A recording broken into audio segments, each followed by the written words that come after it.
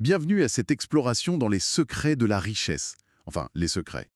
Disons les leçons tirées d'un classique, L'homme le plus riche de Babylone. Mhm. Un livre plein de sagesse, ancienne, c'est vrai. Exactement. Et on va essayer ensemble de décortiquer ça pour en tirer des stratégies concrètes. Surtout pour ceux qui débutent, les plus jeunes peut-être. Oui, voir comment mieux gérer son argent, commencer à investir, des bases solides, quoi. Voilà. Alors, explorons ça.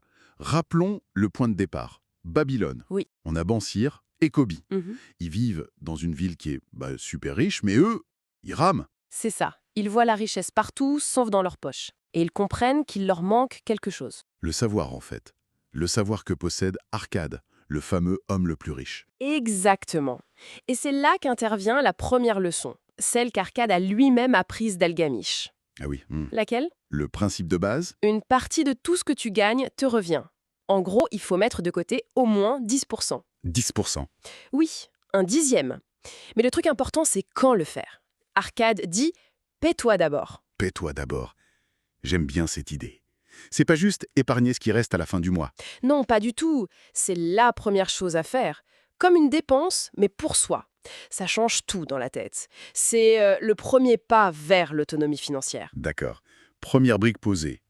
Mais bon, une fois qu'on a mis cet argent de côté, il ne suffit pas de le laisser dormir, j'imagine. Ah non, surtout pas. C'est la deuxième étape, et c'est là que ça devient vraiment puissant. Oui. Arcade dit que chaque pièce des cuivres économisée devient un esclave qui travaille pour toi. Un esclave.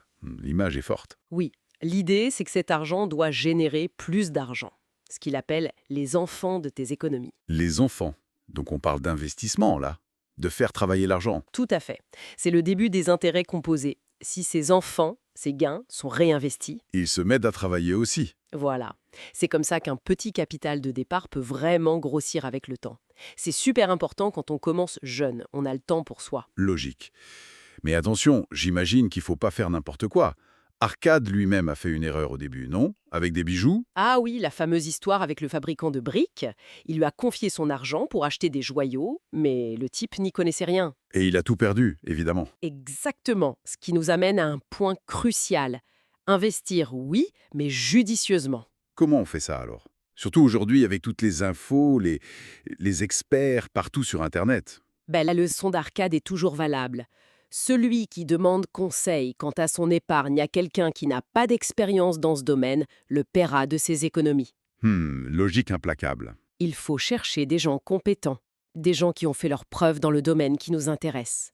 C'est lié à deux autres lois importantes du livre. Les lois de l'or. Oui,